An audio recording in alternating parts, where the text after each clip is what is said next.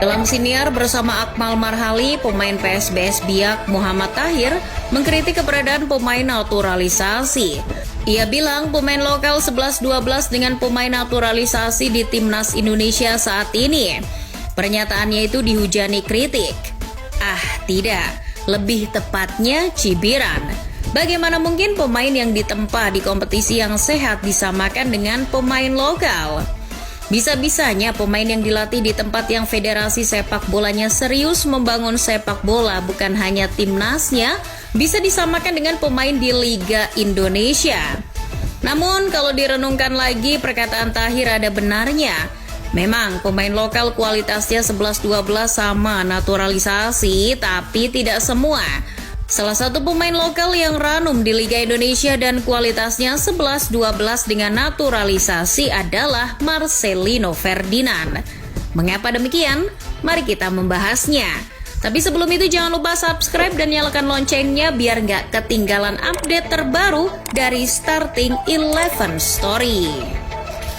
Terlepas dari ia kini berseragam tim Belgia, KMSK Dens, Marcelino adalah salah satu pemain yang berkembang di Liga Indonesia yang sampai hari ini hampir selalu memperkuat timnas Indonesia. Tidak hanya di level senior, di beberapa level kelompok umur Marcelino juga dipanggil. Misalnya di timnas U23, tidak hanya oleh Sinteyong, Marcel juga dipercaya oleh Indra Syafri di ajang SEA Games lalu. Pemain yang akrab disapa Marceng itu pun menjadi bagian dari timnas Indonesia yang menyabet emas SEA Games.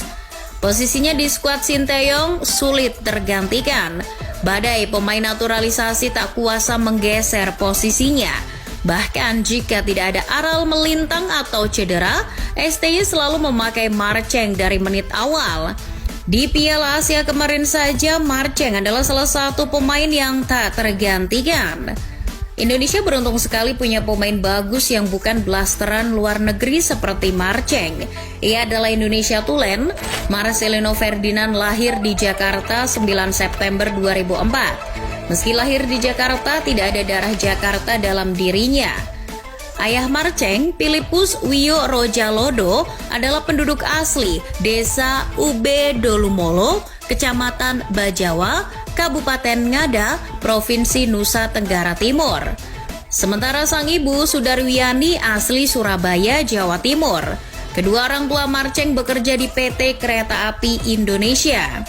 Sang ayah kesehariannya bekerja di divisi umum, sedangkan ibunya seorang pramugari kereta api.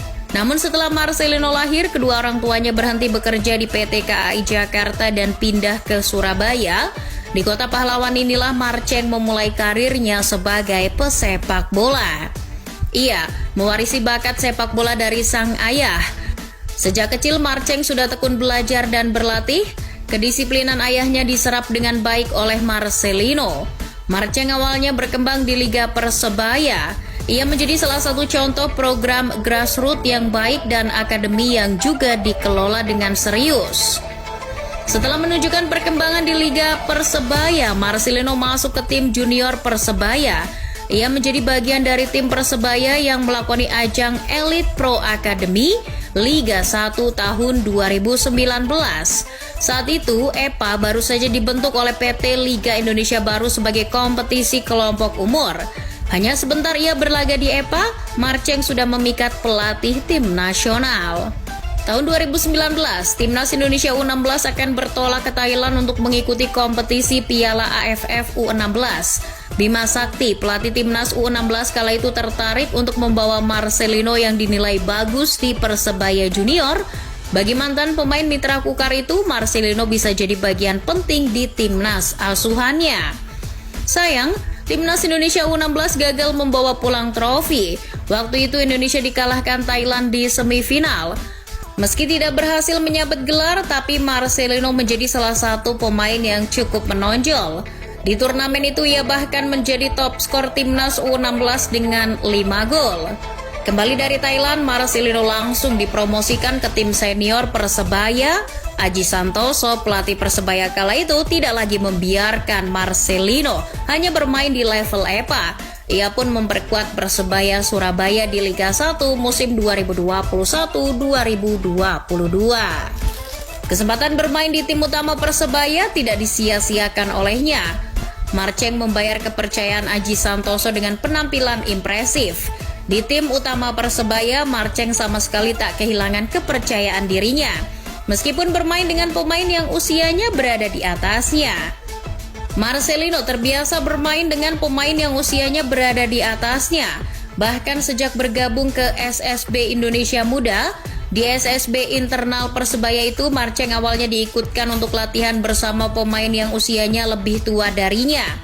Mulai saat itu ia justru ketagihan bermain bareng pemain yang lebih tua.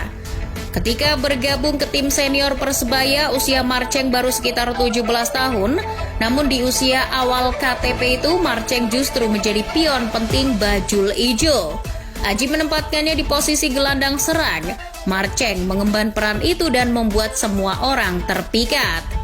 Selama bermain di Liga 1, Marceng sudah diturunkan dalam 23 laga. Dari sana ia menciptakan 7 assist dan 4 gol.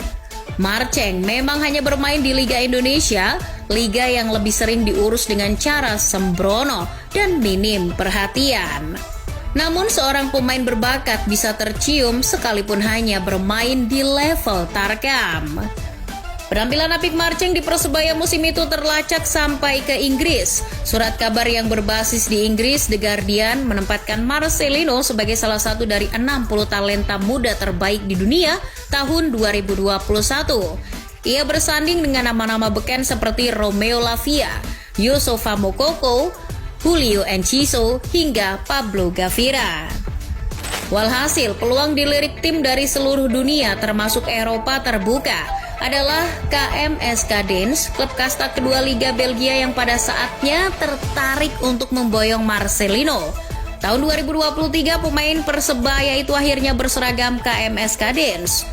Klub Belgia mendatangkannya dengan status bebas transfer.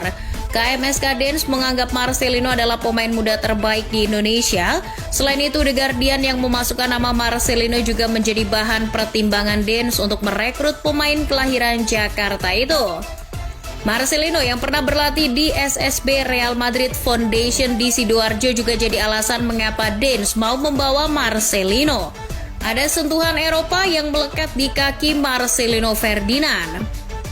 Malangnya, menit bermain Marceng di KMSK Dens masih sedikit, ditambah ia juga sering bolak-balik Belgia Indonesia karena mesti memperkuat timnas Indonesia. Marcelino bermain di putaran pertama kualifikasi Piala Dunia 2026 zona Asia, Piala AFF 2023 hingga SEA Games 2023. Cedera pun tak bisa dihindari. Akhir September 2023 Marcelino alami cedera hamstring. Cedera itu memaksanya absen cukup lama demi pemulihan. Namun cedera tak membuatnya kehilangan harapan. Ia fokus pada pemulihannya karena ia tahu timnas Indonesia membutuhkannya di Piala Asia 2023. Puji Tuhan, sebelum Piala Asia bergulir, cederanya sudah pulih. Marcelino pun bisa memperkuat timnas Indonesia. Di Piala Asia 2023, Indonesia sudah diperkuat para diaspora seperti Jordi Amat, Rafael Struijk, Justin Hapner, Sandy Walsh hingga Ivar Jenner. Ada Elkan Bagot juga di sana. Namun STY tetap menaruh Marcelino di 11 pertama. Ia yang versatile memudahkan Theo. Marceng bisa ditaruh di posisi sayap maupun gelandang serang. Ia fasih melakukan penetrasi. Kemampuannya dalam dribble dan melewati lawan di atas rata-rata pemain lokal. Marceng juga aktif mengancam pertahanan lawan. Hal itu dimanfaatkan betul oleh Taeyong. Sebagai gelandang, Marceng juga bagus dalam bertahan. Seluruh kemampuannya itu pada akhirnya ia keluarkan di Piala Asia. Dua di antara aksinya yang bikin mata dunia mendelik adalah ketika mencetak gol ke gawang Irak dan melakukan akselerasi ala Gareth Bale saat menghadapi Vietnam. Marcelino akhirnya masuk 10 nominasi bintang muda masa depan atau Future Star Piala Asia 2023. Namanya bersanding dengan nama bintang seperti Lee Kang-in dan Takefusa Kubo. Akhirul kalam, Marcelino Ferdinand adalah aset masa depan timnas Indonesia. Ia bukti pemain lokal bisa bersaing dengan pemain naturalisasi di timnas Indonesia. Kemampuannya harus dijaga dan dipelihara dengan baik. Caranya dengan tidak membiarkannya bermain di liga yang lungkrah. Plus, tidak mengganggu perkembangan Marcelino di Belgia